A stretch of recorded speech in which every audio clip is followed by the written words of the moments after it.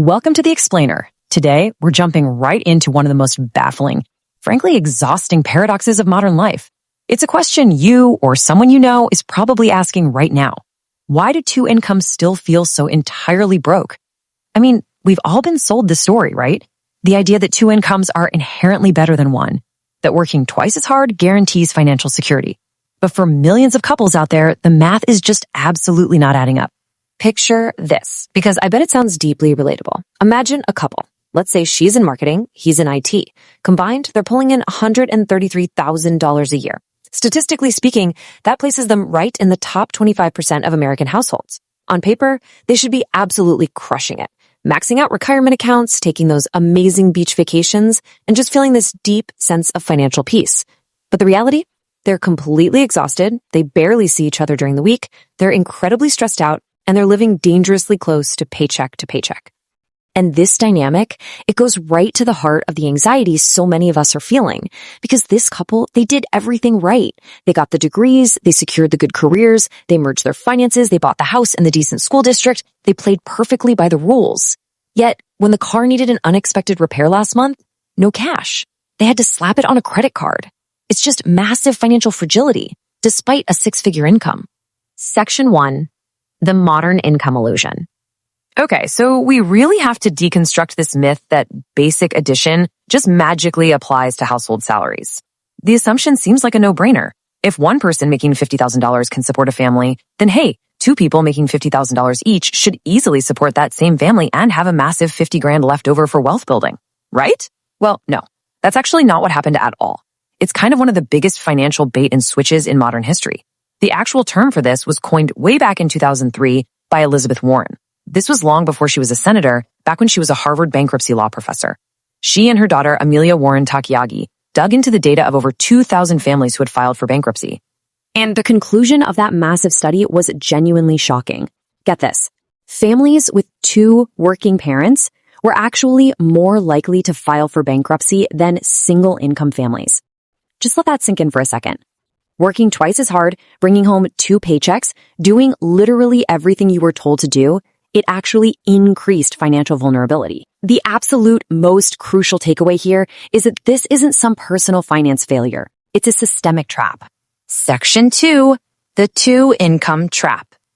To really understand how we all walked right into this trap, we need to hop in a time machine back to 1970. We have to see how the economic baseline of the middle class completely fundamentally shifted. Back in 1970, the typical middle-class family had one primary breadwinner and one parent managing the household. And guess what? That single income was actually enough. They could afford a home, a car, basic healthcare, and still have money left over. They had financial margin.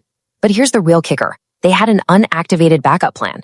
If the primary earner lost their job or got sick, the stay-at-home parent could jump into the workforce. It was literally a built-in emergency insurance policy. Fast forward to today, the dual-income household is the norm. We've taken that emergency backup plan and we've made it our default operating mode. Now you might be thinking, but wait, we're making way more money today. And yes, adjusted for inflation, the median household income is higher now. But fixed costs just exploded to consume absolutely all of that extra income. Think about it. Median home prices in 1970, adjusted for inflation, were around $200,000. Today, they are over $400,000. Housing essentially doubled. Healthcare spending per household is up over 600%.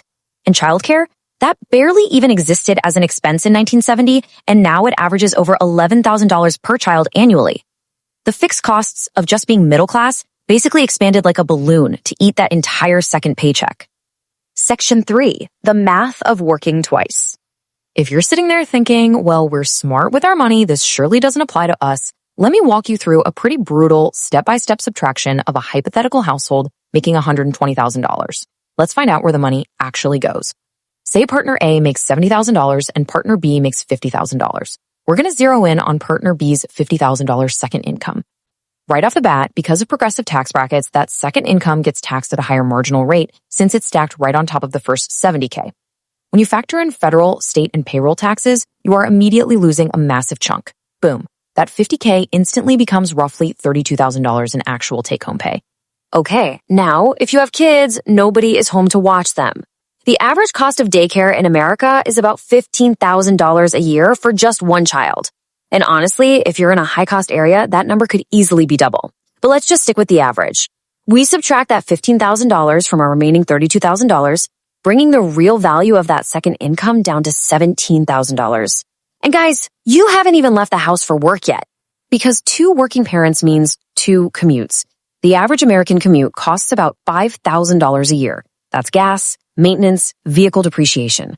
Add in downtown parking, or maybe the absolute necessity of a second car payment and insurance that you wouldn't otherwise need, and you're looking at around $8,000 in commuting costs. We deduct that, and suddenly that shiny $50,000 salary is sitting at a mere $9,000. And finally, we have to talk about the hidden cost, exhaustion. 2 parents working 10-hour days, including commutes, they have absolutely zero energy to cook or clean. Studies actually show dual-income families spend drastically more on convenient services, prepared foods, house cleaners, takeout. These exhaustion expenses easily add another $7,000 a year compared to a home with one person managing domestic labor. Subtract that, and we arrive at a jaw-dropping net contribution of just $2,000 per year. Someone is missing family dinners, grinding through rush hour traffic, and netting the household roughly $8 per workday. To put that into perspective, that is literally $1 single dollar per hour of work. Wild, right? Section 4, the middle class bidding war. So, why do we do it? Well, the gross income illusion tricks couples into locking themselves into massive fixed costs based on money they barely even get to keep. This entire dynamic brilliantly and terribly illustrates the systemic arms race we found ourselves in. See, when dual incomes became the norm, families suddenly had twice the purchasing power. And what happened? They used that dual purchasing power to outbid each other for homes, which drove up baseline prices for everybody. Because public schools are funded by property taxes, parents naturally wanted to live in the best districts. So they used those 2 incomes to bid up property prices in good school areas. You might not be paying private school tuition, but you are absolutely paying the tuition equivalent in a massive mortgage. And the really terrifying part, once you sign for that mortgage, you are locked into needing both of those incomes forever. This creates extreme fragility.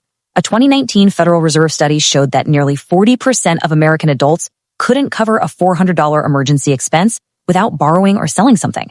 And listen, a lot of these are dual income households making solid money on paper. They're just operating at 100% capacity with absolutely zero financial reserves. Everything works totally fine until it doesn't, until someone gets sick, gets laid off, or a transmission blows. And then the whole shebang breaks at once. Section 5, the one income foundation. Okay, so how do we actually escape this trap? We need to pivot from this systemic mess to a really empowering, concrete mindset shift to reclaim your financial flexibility. The alternative approach is to structure your life completely differently. Step 1, you structure your non-negotiable fixed costs, like your mortgage and your cars, so they can be covered by one income alone. Yes, this means you drive right past that nicer house you technically qualify for based on both incomes. Step 2, you treat the second income as temporary, even if it isn't. You just flat out refuse to build a lifestyle that relies on it to function. And step 3, you deploy that second income to buy back optionality. Funnel it straight into emergency funds, investments, and debt payoff. Every single dollar invested buys you the flexibility to handle a health crisis, take a career risk, or have one partner step back if they ever need to. So the absolutely crucial point I want to leave you with today is this really provocative question. Are you actually building wealth, or are you just buying the appearance of it? You know, the families who truly thrive aren't always the ones who earn the most. They're the ones who fiercely preserve their flexibility. Somewhere along the line, we traded the resilience of the single income era for bigger houses, nicer cars, and the appearance of prosperity. But cash flow isn't security if it's entirely spoken for before the check even clears. It's time to start rethinking your financial strategy. Protect your margin and refuse to let your expenses consume your life. Thank you so much for joining me for this explainer. I really hope this helps you look at your own numbers in a completely new